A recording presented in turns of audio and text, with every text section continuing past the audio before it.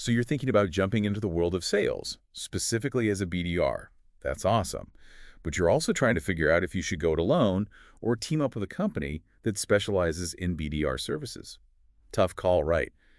Well, get this. We've got a whole stack of materials from a company called the BDRs to help us break this down.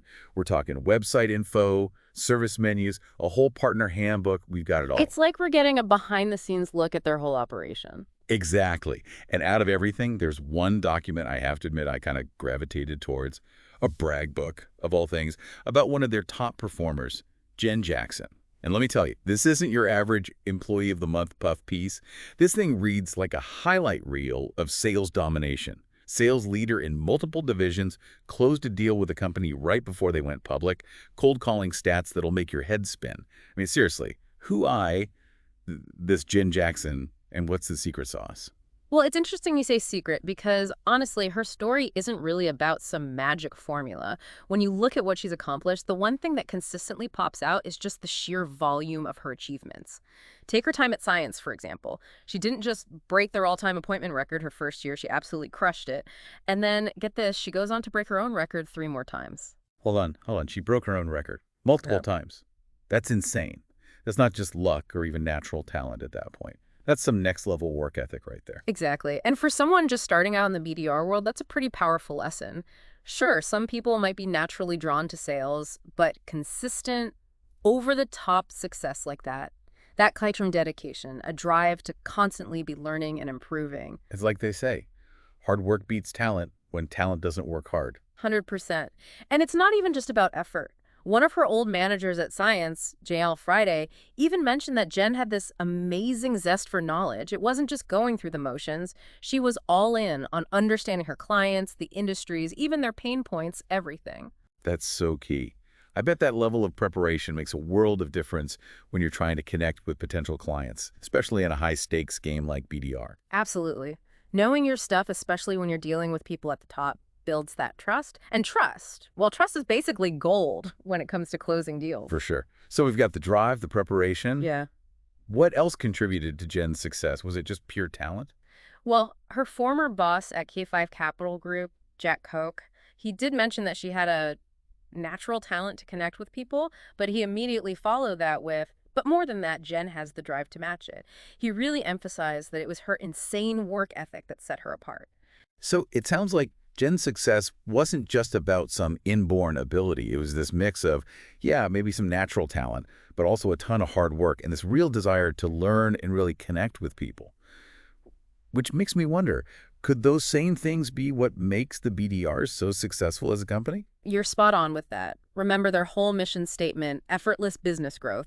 Well, to actually pull that off for their clients, it takes more than just, picking up the phone. You need a deep understanding of how sales work, the ability to build those relationships fast, and the knack for navigating these sometimes complicated company stuff that Jen's clearly got down pat. And when you look at their services, it's like they've taken those skills and created this whole arsenal of offerings. It's not just basic cold calling. It's lead generation, sales team training, even web development and digital marketing. It's almost like they're a one-stop shop for anything a business needs to grow, right? Exactly. They've really positioned themselves strategically, too, so they can work with a wide range of businesses, whether you just need a little bump in leads or you're looking for a complete marketing and sales makeover. Okay, but let's say you're a business owner and you're thinking, okay, this all sounds amazing, but I'm a little hesitant to hand over control completely. How does the BDRs handle that? One thing they emphasize a lot is client control throughout the whole process. They're super clear that they only book appointments based on what the client has pre-approved, both in terms of the criteria and the schedule. In fact, there's a whole section in their partner handbook that outlines their transparent communication and file sharing practices, even mentioning they use things like Slack and Google Workspace. So clients are always in the loop, always have full visibility into what's going on. That makes sense. It's about building that trust, showing that they're not just some outside force coming in and shaking everything up. But speaking of shaking things up, you mentioned cold calling earlier, and I gotta say, that's the part of sales that always makes me a little uneasy. How do the BDRs handle cold calling in a way that doesn't feel, well, salesy? They use the phrase warm and professional to describe their outreach. And I think that's really important. Think back to what we were saying about Jen. It's not just about like getting your foot in the door. It's about really connecting with people, getting where they're coming from, building that rapport. Which reminds me of what Jen's manager said about her zest for knowledge. Do the BDRs actually train their team to have that same level of industry knowledge? Yeah. Because that seems super important when you're trying to connect with, high-level execs. Absolutely. They're very clear about their focus on C-suite outreach, which often means navigating those complex decision-making processes and really understanding how different industries work. So how do they make sure their team has that kind of expertise? Do they just specialize in certain industries, or are they more like generalists? That's a great question. And looking at their experience, it seems like they've figured out how to walk that line really well. They've worked with what they call a myriad of industries. We're talking real estate, solar, B2B tech, even health insurance and home renovation. They've done it all. Wow, that's a pretty impressive range. It seems like they've managed to build a team that's both super adaptable and specialized, which is really something. It definitely says a lot about their ability to attract top talent and then train them effectively. And it also shows their dedication to tailoring their approach to each client's specific needs and who they're trying to reach. Okay, so they've got the talent, the experience, that client-focused approach. But now I'm curious about the actual nuts and bolts. Their presentation deck mentions a 92% workload reduction for clients. That's a bold statement. How do they actually pull that off? Well, they break it down by really focusing on how they divide their efforts. Only 5% goes to things like redirecting to decision makers, nurturing warm leads, and scheduling those initial meetings.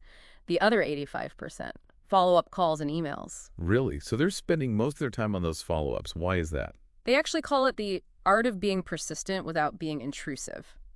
Basically, it's about consistently nurturing leads, giving them something valuable, and staying top of mind but without overwhelming them. Okay, that makes sense. It's about playing the long game, building those relationships instead of just going for the quick close. But that also sounds like it would take a ton of organization and discipline. Oh, for sure. And that's where their systems and technology come in. Remember, they mentioned using platforms like Slack and Google Workspace for seamless communication and file sharing. Those tools probably play a big role in helping them manage all those follow-ups efficiently. It's wild how much goes into those follow-ups. Like Yeah. you wouldn't think sending an email or making a call would be so complicated, but it sounds like the BDRs have it down to a science. And they back that up with data, too. Remember how we were talking about their transparency? They don't just go on gut feeling. They track everything. Successful calls, meeting setup, client feedback, they measure it all. It's how they make sure they're getting the best results. Which makes sense, especially when you're talking about things like C-suite outreach, right? Yeah. You don't want to be wasting a CEO's time with a badly timed follow-up or one that's just totally off base. Exactly. Every interaction has to be strategic, which takes us back to their whole thing about reducing the client's workload. Imagine you're a business owner. You've already got a million things going on. Wouldn't it be amazing to have a whole team taking care of those essential but time-consuming follow-ups, making sure nothing falls through the cracks? Absolutely. It'd be like having an entire sales department without the headache of actually managing one. Right. And the best part is they can scale with you. Need to ramp things up, no problem, they can handle it. Things slow down a bit, they scale back, and you don't have to deal with the stress of hiring and firing. Yeah, that flexibility would be huge for a lot of businesses, especially those in fast-moving markets. But let's loop back to our aspiring BDR for a sec. If you're thinking about a career in sales, what can we learn from how the BDRs do things? Well, one thing that really stands out is their focus on data. Remember, Jen's success wasn't just a fluke. It was backed up by real, measurable results. Same goes for the BDRs. They don't just say they're good. They show you the data to prove it. So for a new BDR, being able to understand and use data is going to be key. That's a good point. It's not enough to just be good with people. You got to know the numbers behind the conversations, too. 100%. And another big takeaway is the importance of persistence, but also organization.